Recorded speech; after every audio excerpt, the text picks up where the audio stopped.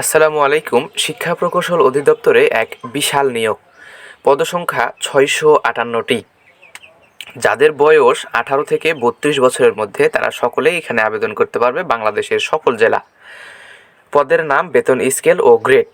হিসাবরক্ষক পদসংখ্যা হলো 7টি। কোনো স্বীকৃত বিশ্ববিদ্যালয় হতে স্নাতক পাস, কম্পিউটার চালনায় অভিজ্ঞ হতে হবে।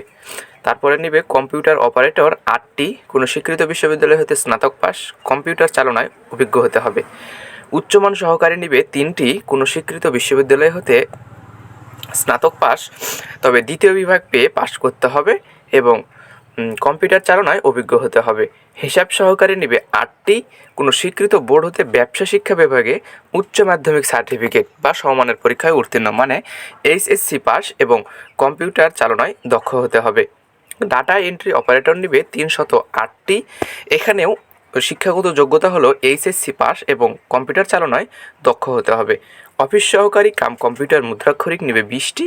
কোনো স্বীকৃত বোর্ড হতে দ্বিতীয় বিভাগ বা সমমানের জিপিএতে উচ্চ মাধ্যমিক সার্টিফিকেট বা সমানের পরীক্ষায় উত্তীর্ণ, মানে এইচএসসি পাস হতে হবে এবং কম্পিউটার চালনায় দক্ষ হতে হবে।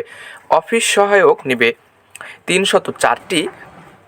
কোনো স্বীকৃত বোর্ড হতে মাধ্যমিক স্কুল সার্টিফিকেট, তার মানে হলো এসএসসি পরীক্ষায় উত্তীর্ণ হতে হবে।